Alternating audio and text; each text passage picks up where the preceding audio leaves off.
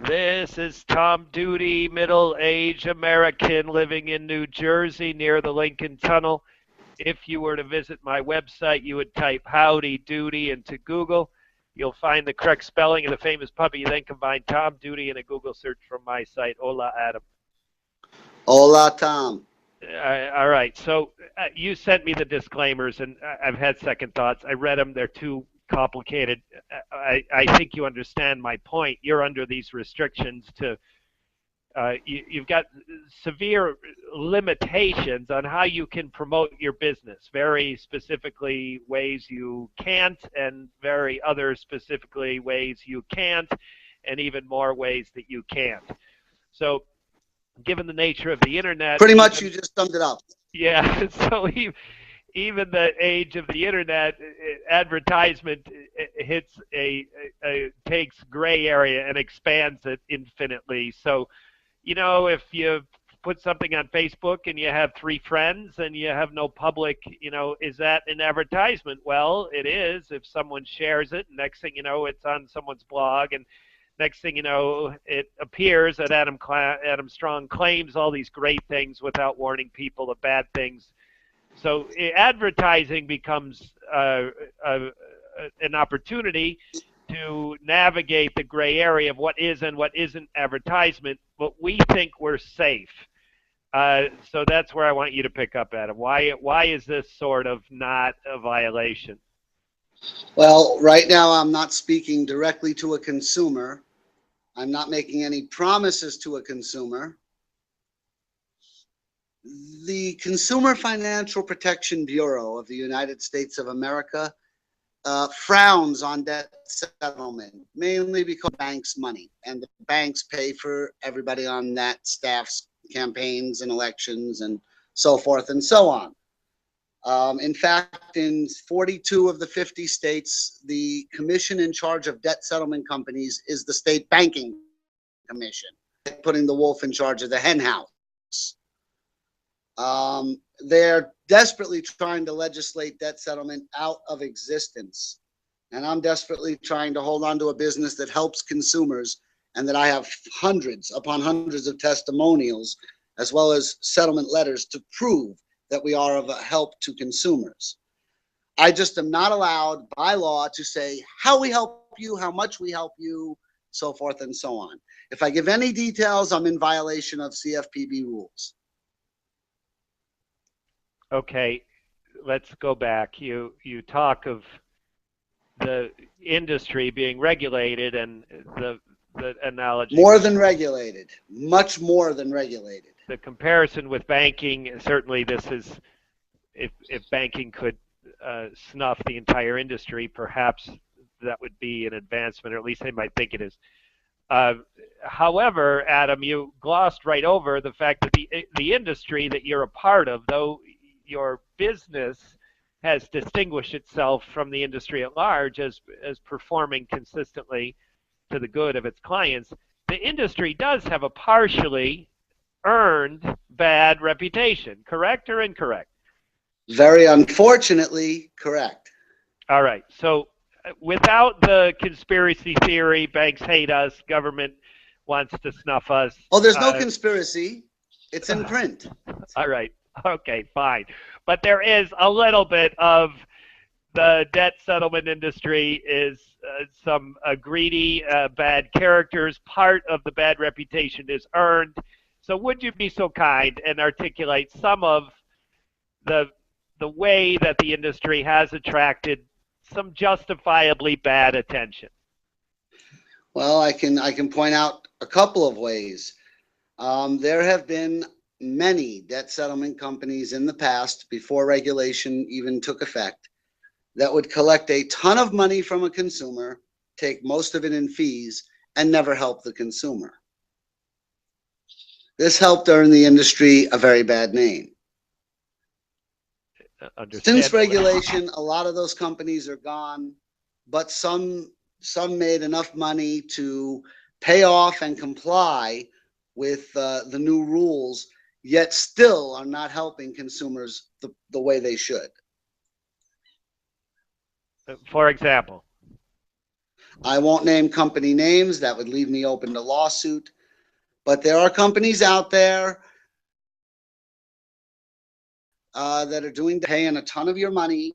They really don't do a whole lot. And if a creditor sues you, they remove that creditor from the program and tell you you're on your own, go find a lawyer, get some help. But they still take the fees for that creditor being enrolled in their program. And that's still happening today, Adam. I knew that was a bad practice of yesterday, but it's active, it's current. No, it happens often today with some of the biggest names in this industry. Okay, now the truth is, Adam, forgive me for underemphasizing the greatness of the work you do, but the truth is, when you've immersed yourself in it the way you are, and you've had a series of W's for your clients, even when the situation looks bleak, the work you do is really not that hard. Am I right? No, you're actually, I hate to throw you into the fire, Mr. Dude, but on behalf of the company. And you found it really is not as easy as it would seem. It's a very detailed discussion with a creditor. If the wrong thing is said, there'll be no chance to settle that debt. That debt will go to lawsuit, judgment, and will be collected via garnishment, levy, or lien. If you do not know what you are doing, you are best off not trying to do it. Okay. However, the companies that you speak of that are misbehaving, if they would just get slapped around and someone would whisper in their ear and say, hey, listen, you're collecting these people's money and you're pulling the plug when they get sued, you're doing some other things to abandon people you've claimed to support, why don't you do A, B, and C? In that case, I mean, if those companies themselves got good advice and if they were motivated to try, it wouldn't be that big of a gap. I mean, I'm assuming some financial and intellectual competencies. It wouldn't be that hard to stay in business and kill it for their clients. Agreed, but they don't care about that. I understand. Unfortunately, so, Adam, that's exactly what I was trying to get out of you. Wait. Wait.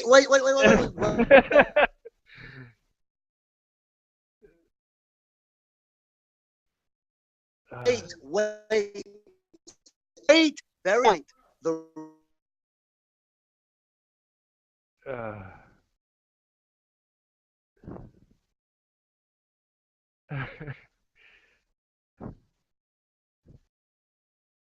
Ray not care about that. All right, Adam, can you hear me? I'm having a cameo appearance from Alejandro. This is Alejandro. Alejandro. Alejandro is from Peru. I'm at home. I'm married. I'm married to Hannah. We live together. We have a 2-bedroom apartment, and our second apartment is rented to Alejandro. So Alejandro is mi amigo. That's how we greet one another. And at the moment, I am right in front of the Puerto de Dormitorio. So Alejandro has to step past my recording studio and into his dormitorio. So when he's ready to do that, we will see another brief Peru-like South American commotion. So I'm also very not a problem. We're a high-tech show. I'm also very self-conscious. If you notice where I'm positioned, I have a smoke detector. Alejandro, go ahead. I have a smoke detector that's disabled. Well, it just happens to be extra. So I have 2 in this living space. So I'm very self-conscious about this image that I have a malfunctioning smoke detector, because I actually have a functioning smoke detector in the same living space. So I am very self-conscious about hiding my dysfunctioned smoke detector. So anyways, Alejandro. And your head Yeah, my head is strategically placed to cover my malfunctioning smoke detector. It's a wire hanging out of the ceiling, which is an image I hate. I've got my name here. Oh yeah, this is the guy who lives sleeps in a place that has a no functioning smoke detector. The truth is, we have 3 rooms in this apartment, and we have functioning smoke detectors in each of the 3 rooms. We happen to have 2 of them in this room. So maybe I'll just replace it one of these days, and I can quit this self-conscious masquerade. So anyways, back on track, Adam. What I was trying to say is that these companies could take a step forward for their clients, and quite honestly, it wouldn't be that hard. And you wanted to say, yeah, but. Yeah, but. The yeah, but is very simple. They'd have to wait a few extra months to collect their money, and they're not willing to wait a few extra seconds to collect their money, so no change occurs. Okay, all right. And you certainly, I mean, Adam, I know, I am your middle-aged receptionist. I talk to your clients. You know, on the rare occasion that they're not satisfied with you, it's because they're absolutely traumatized by the experience. And when they do know what is happening, they calm down. One of the most common names of Vietnam, I'm going to use her last name, Ms. Nguyen, this week was being sued, and I talked to Ms. Nguyen, and she has since talked to you, and she's handling this very calmly. I mean, in comparison to how this woman would be handling it without the assistance of a professional like you and your amigos that she's come to rely on, I think this woman would be far less calm. Is that, do you have any, can you substantiate what I said? I can more than substantiate it. She was a nervous wreck the first time she had a lawsuit. We took care of that one for her, and she's back with a second one asking for our help, and we're helping her with it and should have a settlement on it by Tuesday.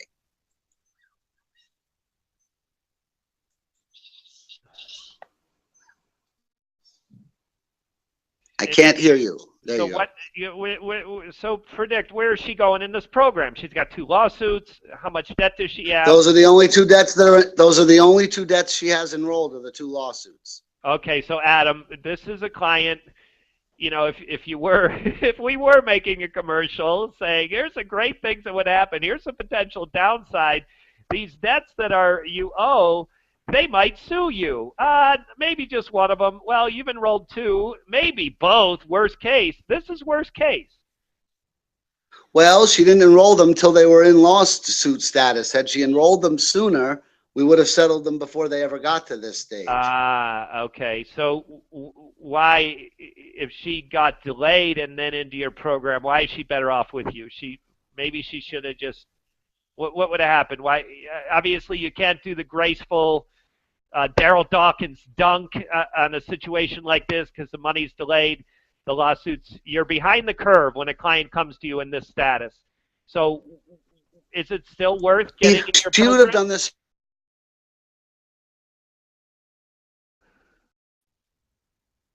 Well, I'm about to explain it. She would have either A, showed up to court, or B, not showed up to court. If she did B and not showed up to court, a default judgment would be ordered. And if she has a paycheck with a W-2, it would have been garnished. If she has a bank account in her name, it would be levied until the creditor receives the money owed. All right. If she showed up to court, a judge would have then found her guilty because she does owe the money. She's not saying she doesn't owe it. A judge would find her guilty. A summary judgment by a judge would be entered, and the same outcome would occur, either a garnishment or a levy to collect the money.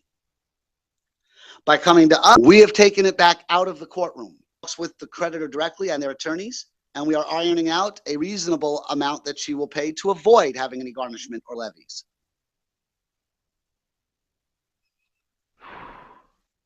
All right, so let's talk about levies. I'm going to extract one of the things out of there. Whether you're Swift or Good, or your business is on the up and up, or the other businesses are not on the up and up, you all, the legitimate businesses, all have an escrow bank like Global Client Solutions, either one of 2, right? Global Client Solutions or the other guys. That is correct. Okay, so on that's one of the advantages. The other guy would be Reliant. Reliant, okay, so 2 escrow banks that are servicing this industry. One of the advantages of the client putting his or her money into those banks is that money can't be levied. That is correct. The money in the escrow cannot be levied. But to get money into the escrow, it has to be put in a conventional bank and be into the escrow account. Right. So when your bank account gets levied short because there's your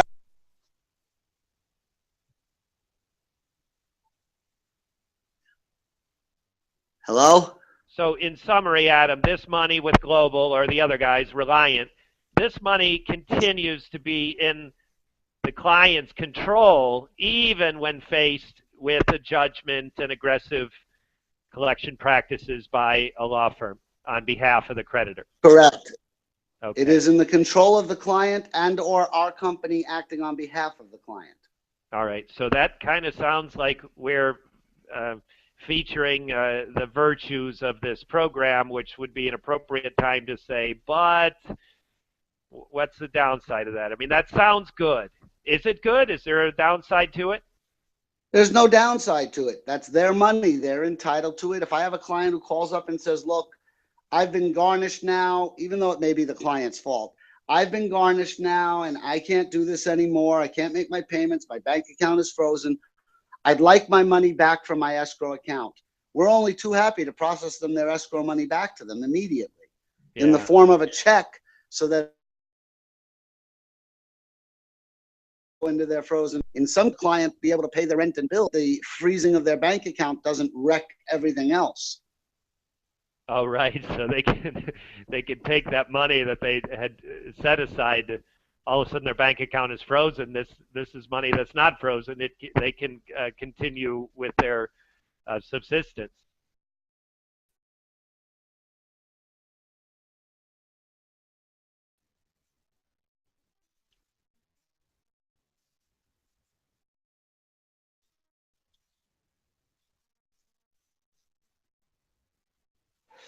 Yes, agreement lifts the lien 3 times the amount that's owed to them onto a bank account. So in other words, if you have $5,000 in the bank and you owe $2,000 to Chase Bank and Chase Bank sues you and wins, they will issue a levy for $6,000 on your bank account, freezing all the money you have, even though they're only owed $2,000. Once they receive their $2,000, they'll release the rest back into your account. Ah, that's news to me. All right, Adam, let's move on. And anything you want to add about Miss Nguyen? Ms. Nguyen is quite happy with us. And as I said, the debt in question, the judgment in question, should be settled by Tuesday. Great. And the other lawsuit, her other debt is being paid out in a long-term payment plan. So it's shored up. It's propped up. You got a payment plan. She's meeting the payment plan. She's back to meeting the terms of paying the debt. Correct. Well, she's only paying 1/2 of the debt. Exactly. But she is paying against a written agreement with her creditors. So she's essentially filed with the court. Oh, with the court. Okay. So it did go. Oh, right. You said that one went to judgment. Okay. Right. It was a stipulated agreement with the court whereby they told the court they'll accept 1/2 over 12 months to settle the account, and then the court will dismiss the judgment.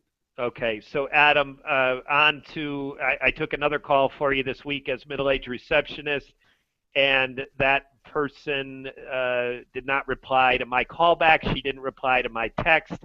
And you didn't recognize her name. I think you've confirmed she is not a client. That call was misdirected. Am I correct? She is not a client. It was, in fact, a misdirected call. Okay. So then there's only 3 calls I took. Ms. Nguyen, this one that was accidental into your mailbox, which for that moment was middle-aged receptionist mailbox. And then the third was, I think, a man named Bruce. Bruce, yes. We spoke to Bruce. Bruce has 2 pending lawsuits. Bruce's wife recently passed away. He's got a severe hardship, and we are working toward a mutual resolution. It is currently held up in the California State Court. Uh-huh. He is represented by an attorney from our firm. So given the, you take we had a 14-month guy who I took a call from a week before this week we're discussing. That 14-month man had no lawsuits. He was paying more than $1,000 a month against $30,000+ of debt. This was a graceful, this was a beautiful conclusion to a relatively high debt. He had income. His hardship didn't advance into additional hardship. That's graceful, smooth, and glorious. This, Bruce, is on the other side. This is sort of disastrous. No, it is not. Bruce enrolled $104,000 of debt into our program. Ouch. And that was all personal debt? 65,000 of it has been settled for only 20,000. Wow. And the remaining 40,000 is what's in court.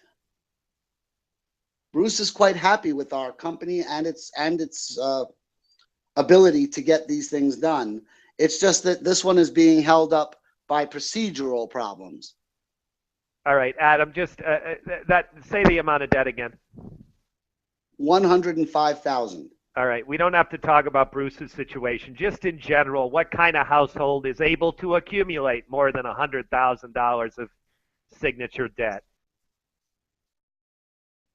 A self-employed person whose business was doing very well and then stopped doing very well very quickly.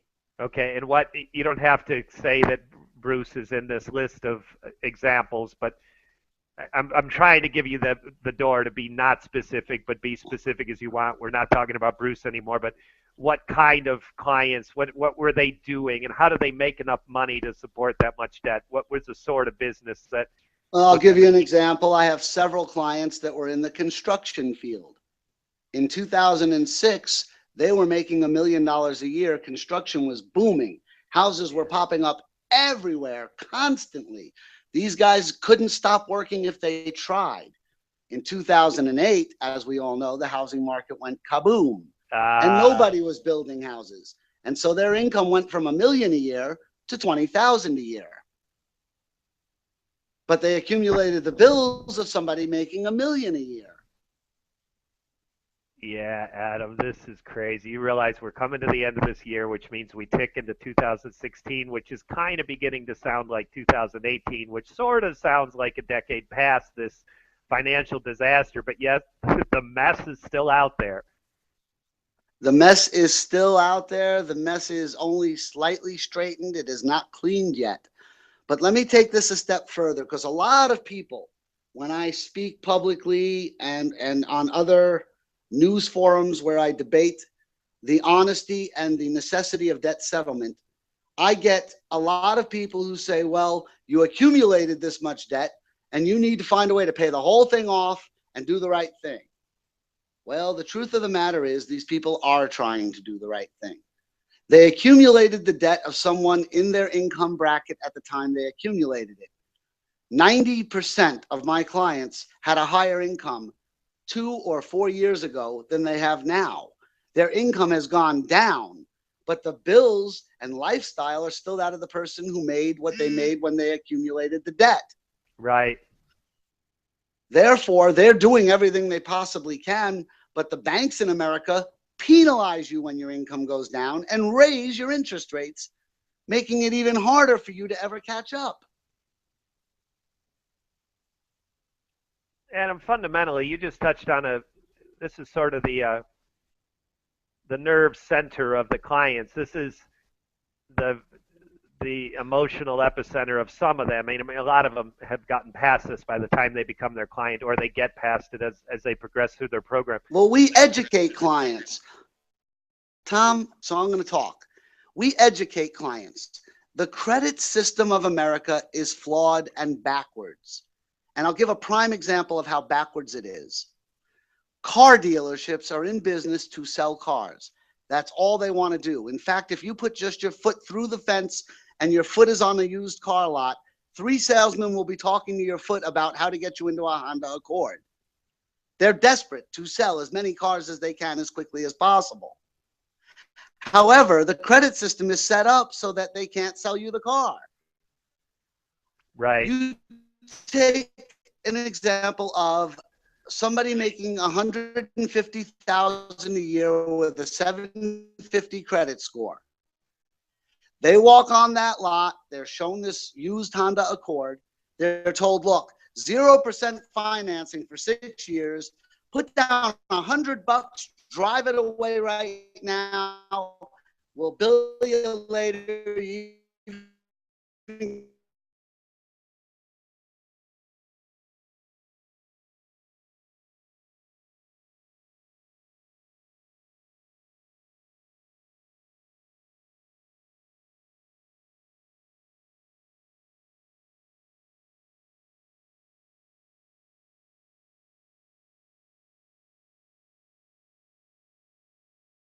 with no payments. But this guy could have bought it outright. He could have paid for it right there on the spot in full and not even had payments. Working is backwards. And until something is done, debt settlement is going to be a necessity to help people get back on their feet. Right. Otherwise, they're going to get crushed by debt loads that are created by the banking institutions of America. And I don't mean to rant against the banks. Banks are a wonderful thing and a great way to protect your money. But at the same time, the bank's best interest is to itself, not to its customers. Right. Banks operate on a loan system. They take loans from the Federal Reserve and pay them back. A bank is only required by law to keep 10% of the money you put in it on hand. They're able to loan the other 90% of it out at an interest rate that makes them a profit. If everyone that Chase is holding the money for demanded their money today, Chase would have to close its doors. They wouldn't be able to meet the demand. Adam, of course. What I was probing at is this emotional attachment to these people that they can't. They are literally unable, like the 2008 thing. They're literally unable to clean up the mess they were part in created. So many people. I mean, people look at the ailments of modern society and say people don't take responsibility for the mess they create. And in contrast, these people, the ones who are really emotionally troubled by this formula, these people are taking more responsibility than they should be. They need to take responsibility for their contribution, make a reasonable contribution to get out of this mess, and accept that the banks, whoever lent them the money, was an accomplice in them making the mess that they made. Absolutely correct. My clients are not people who are saying, hey, I don't want to pay this debt, right, so I'm right. going to find a way to pay less and get away from it. They're people who are desperately trying to repay what they owe, but the banks won't let them repay what they owe without piling on tons of fees and interest and penalties to the point where they can't even breathe anymore, nor can they pay their rent. So, Adam, emphasize that, illustrate that with some anecdote. Client A, when he or she enrolled, and how just every phone call was a struggle, and then they pay a debt, they calm down, they get things in perspective, they finish gracefully. Just say some of the things they say along the way in a progressive manner. Oh, gosh. It's very simple. Let's start with initial call. We explain, provide a contract, which is our only marketing tool. We let them read it end to end and make sure they agree with everything in it. They sign it, they return it. A week later, they're calling us, oh my God, we've gotten collection calls and letters. What are we going to do? We're in a lot of trouble now. Reply, you're not in a lot of trouble. And we will handle each of these calls and letters, forward them to us. 3 months later, 2 or 3 of those debts are worked out and settled with those collection agencies. And the client is now, wow, I can't believe that I can see a light at the end of the tunnel. Right. 2 months later, we get a call from the client. You guys are a big scam. I'm getting sued. Okay. Can you please forward us the summons? We have an attorney in your neighborhood, in your zip code, who will defend this lawsuit for you. They'll be calling you shortly. 6 weeks later, that debt gets settled by the attorney that represents them. They call us back and say, thank you. I'm so sorry I ever doubted you. And now they see the light at the end of the tunnel even brighter. Then at closing, they say, I can't believe I don't have any payments left. Right. And that's the lifespan of a typical customer. This industry got a bad name mainly, from the companies that actually do the work. We got a bad name because consumers would join our program, be in it for 6 or 8 months, put 6 or 8 months of payments into their escrow account. Some fees have to be collected in order to keep our doors open and our employees paid while we wait for the debt to get to the point where we can settle it. Lose their patience and drop out. Well, now they've spent money on fees, no service, because they got scared. And that's what ruined our industry. Clients who scared themselves silly, dropped out before they allowed the program to actually do the work it's supposed to do, and end up paying for something they never received. Right. Adam, I'm going to extract something from what you just said. I'm going to work toward a closing on this, ask you for Okay. comment.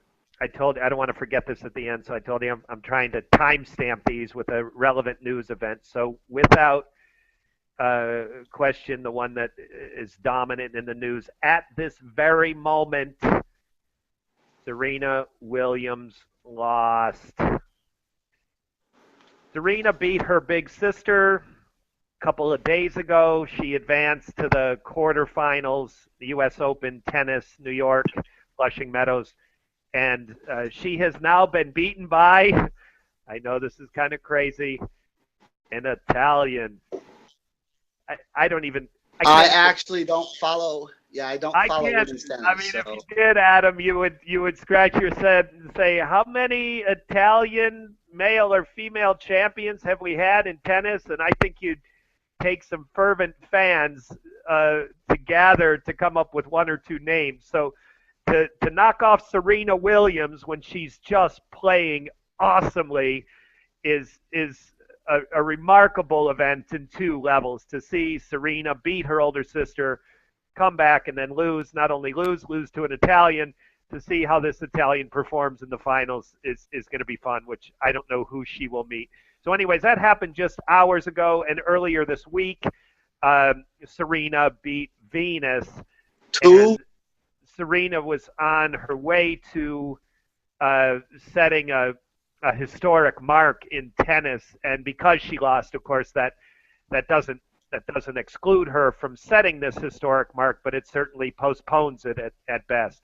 Well, it postpones it until the next major event. Yeah, but she's got to win. Kudos to Roberta for beating her. I don't know what the mark is, but she has to win another Grand Slam, and if she does, that puts her into some historic mark. And her older sister did not take that from her. An Italian took it from her, which is interesting. So anyways, that happened this week. That was my attempt to timestamp this broadcast. The other thing I want to say, Adam, is I asked you to share some anecdotes about clients as they progress through your program. As soon as they get the collection calls, the threatening letters, oh, God, I've made a mistake. Panic. There's a feeling, a sense, and I've described this at this moment. I'm going to, listeners, please click if this has kept you. Adam and I are almost to a half hour. If we still have your attention, this is obviously not boring you. So if you want to listen to a little bit more, click through my channel, my YouTube channel, and find a series of videos with this same name. Only one is distinguished. Every broadcast Adam and I have done together has exactly the same name, except only one is distinguished. It has a tag on the end that says Credit Card Debt Talk, which all of them have, and it says Credit Score. So I think Adam gave me another opportunity to emphasize it, which is this. He said the clients have this sense that they made a mistake, and they call and say, oh, God, I'm being harassed by collection letters, threatening letters, and collection calls. I made a mistake. But the truth is, when they allowed that debt to go delinquent, when they began saving in a protected account to pay that debt, though their experience, their emotional reaction to this event was the opposite, they were taking a step forward, and there is no dispute about that. You want to emphasize this point, Adam? I can't overemphasize that point.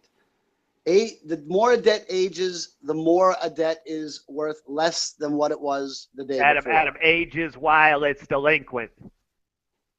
Well, yes, that's what a debt is. A debt is a delinquency. Well, I just wanted, Adam, a debt could be, you could be current on your debt. That's not getting cheaper. It's getting better, getting higher value to the banks. You're talking about delinquent debt. I am talking about delinquent debt, yes. Debt that's not being paid, let's put it that way, so that we don't confuse anyone. Okay.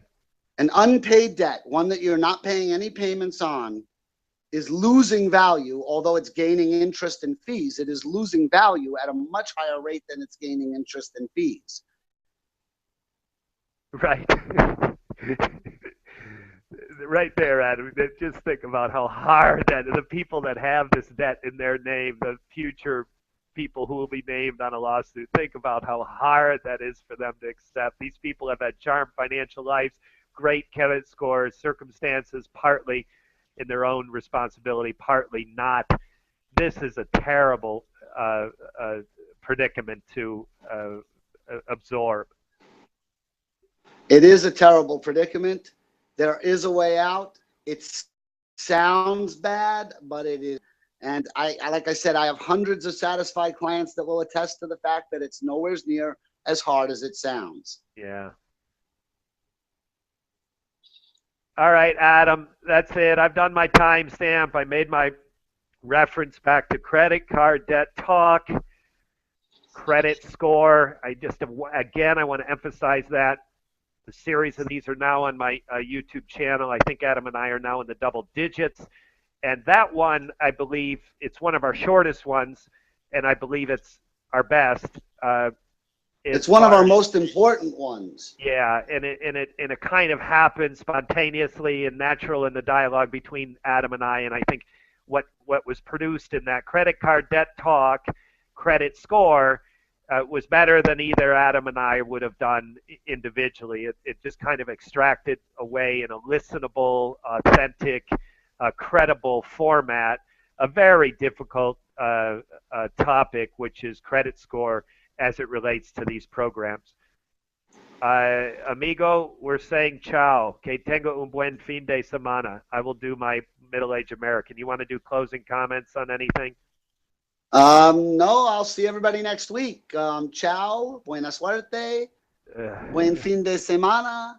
This has been Top Duty Middle-Aged American living in New Jersey near the Lincoln Tunnel. Adam, you can click at the end of this, and then I'll do the contact stuff. I forgot to do that.